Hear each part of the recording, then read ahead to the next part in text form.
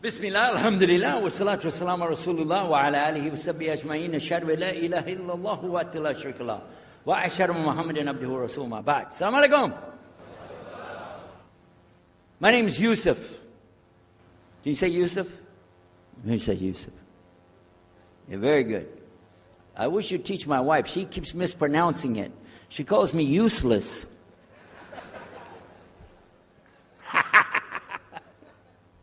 Alhamdulillah. Now, how many of you were in the program today? I was teaching us, trying to teach about how to call the people to Islam called da'wah. I just used an example what I was telling you about. Remember I was telling you when you introduce yourself to somebody, you got to get friendly with them. So I just used an example right there. Because this will disarm the people. This disarm them and make them relax a little bit. Because they're coming to you with things like, how come you Muslims has to kill all the people? What kind of question is that? How come you have to beat your wives? Why does your book tell you that you're the only ones going to go to paradise? So these kind of questions, when they come to you, what are you going to do? So the first thing, as we said in the program, and I hope, by the way, if you didn't join us today, join us tomorrow. But when we're doing it, you look through the schedule. I'm not going to get into that, but just look through the schedule and join us for this whenever we're talking about the da'wah. Because part of giving da'wah is you. And if the people aren't buying it, they're not going to listen to what you got to say. So you got to soften them up a little bit. Got me?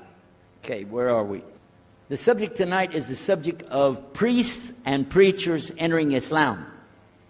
And often people ask me, we heard about you used to be a priest or something and you came into Islam, so, tell us about it. We want to know, how does that happen? And it's not just Muslims who want to know. Non-Muslims would like to know the story too, because they feel like, you mean you didn't understand? I mean, you were a priest, you didn't understand about Jesus? Come on, man. So it's a topic that I talk about a lot. The first thing I have to do is clarify a couple of points. I was not a priest. In the English, we use the word priest to mean somebody who is in the Catholic Church.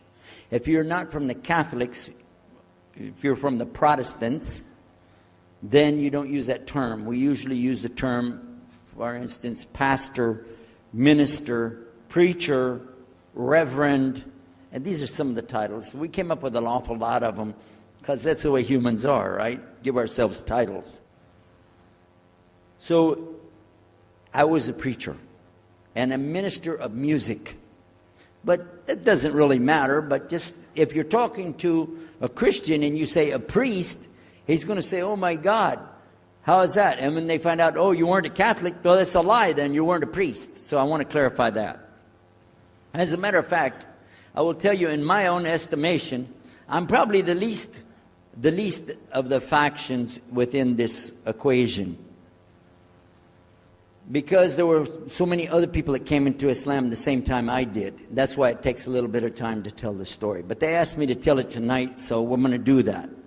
But I want you to listen carefully to realize what goes through the mind of a person that's not Muslim. Okay? And I usually start out by telling people that my father and I were both ministers, and both of us were also businessmen. In the reverse order. We were business first and preacher second. Got me?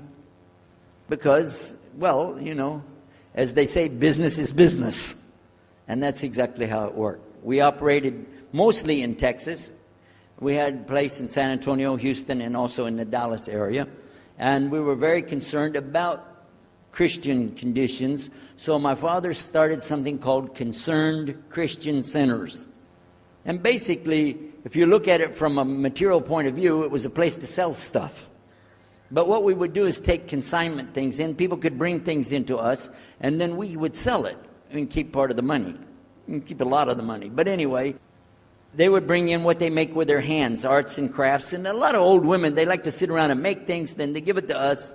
And this helps the church, which is called the church, and then it helps them as well. So it became like business and religion tied together, and that's very common in our country. At one point, my father told me, we're going to start doing business with a man from Egypt. Well, I said, well, this is great, international, it sounds good, we can put this in our business card, we're international. He said, and this man, he's from Cairo, Egypt, and that's where, if you know, they have the Nile River, they have those big pyramids, they have the Sphinx, Abu Hul, you know, they got everything. I'm saying, oh, this is good. He said, and he's a Muslim. I'll never forget it. I've told the story many times, but it's just like it happened yesterday. I'm standing in between the kitchen, or in the dining room and the living room area, you know, like this when we're talking, and I just stopped like this. I said, what? A Muslim? No way. No way do I want anything to do with that. Dad, come on, you should know better than anybody. Because we were linked in with other preachers. My father supported people like Pat Robertson. Huh? You know him?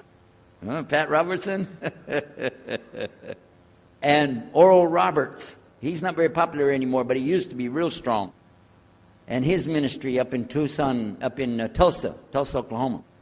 In addition to that, people like Benny Hinn. I don't know if you heard of Benny Hinn. He's coming over this way, so look out. And there's many of them. John Hagee, and the list goes on. Jerry Falwell, Jimmy Swaggart. Some of the names, maybe heard those before. We know these people. We know all about them.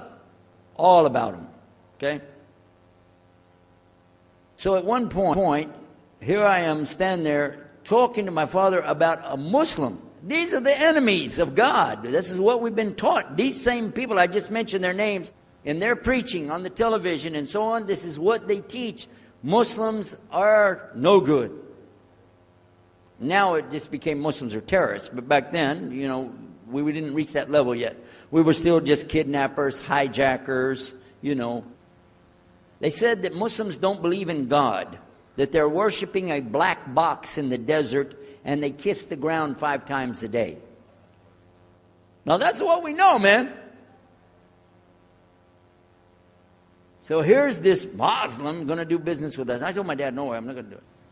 And he insisted. He said, I want you to meet this man. He's very nice. And I said, I don't want to meet him. I never am like this, by the way. But on this case, I said, no, that's one thing I'm going to stand firm against. We're not going to do it. He said, I want you just to meet him. I said, all right, I'll do it for you. I'm going to do it my way. I'm going to go to church.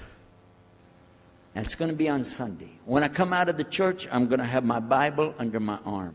I'm going to have the salib. I used to carry a big cross. I'm going to have my cross with me. And I'm going to have my hat that says, Jesus is Lord. And I'm going to have my wife, born-again Christian, with me. And we are going to get this demon, devil, infidel, Muslim